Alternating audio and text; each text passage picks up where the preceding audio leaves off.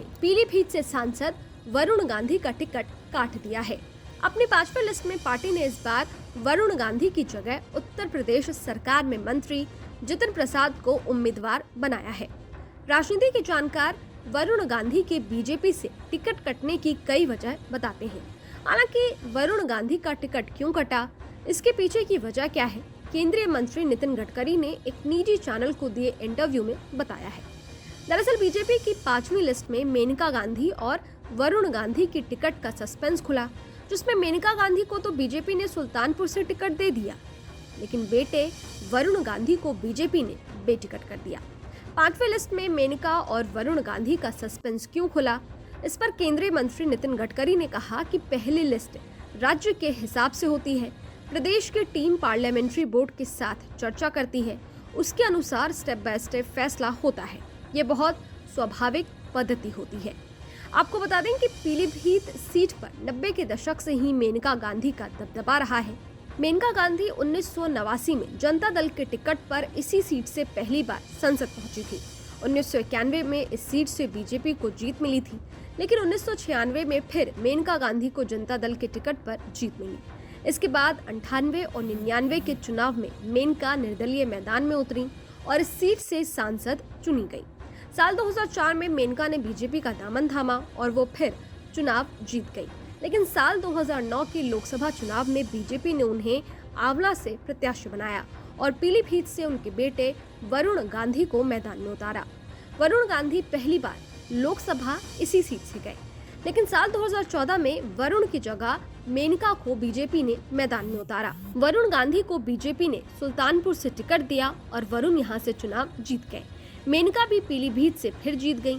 साल 2019 के चुनाव में मेनका को सुल्तानपुर और वरुण को पीलीभीत से टिकट दिया गया।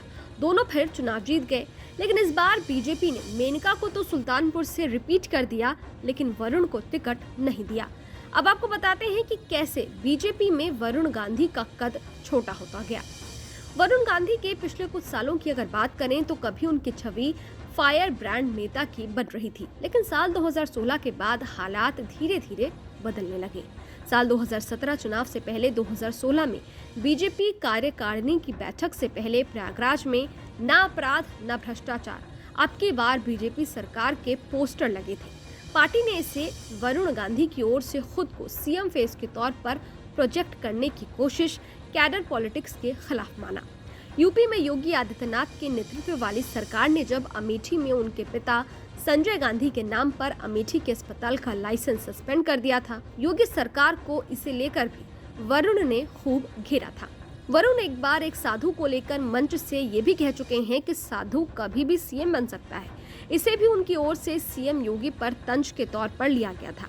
वरुण की इमेज ऐसे नेता की भी है जो किसी की नहीं सुनता। वरुण को कोई काबू नहीं कर पाया।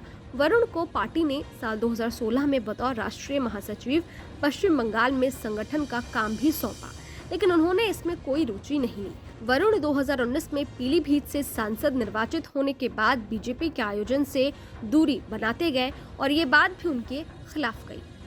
वरुण गांधी के आगे की सियासी राह क्या होगी, चर्चा इसे लेकर भी हो रही है। कोई वरुण के निर्दलीय लड़ने की संभावना जता रहा है तो कोई कांग्रेस से लड़ने की सलाह दे रहा है। सोशल मीडिया पर भी अलग ही डिबेट चल रही है। सोशल मीडिया पर तो लोग वरुण को ये सलाह भी देने लगे हैं कि वो अब गांधी परिवार यानी कांग्रेस की ओर लौट जाएं। खैर, पीलीभीत से बेटिकट हुए वरुण का अगला कदम क्या होगा, इसे लेकर वरुण या उनके समर्थकों की ओर से कोई आधिकारिक बयान नहीं आया है। आपको क्या लगता है, कमेंट बॉक्स में जरूर बताइएगा। देखते रहिए।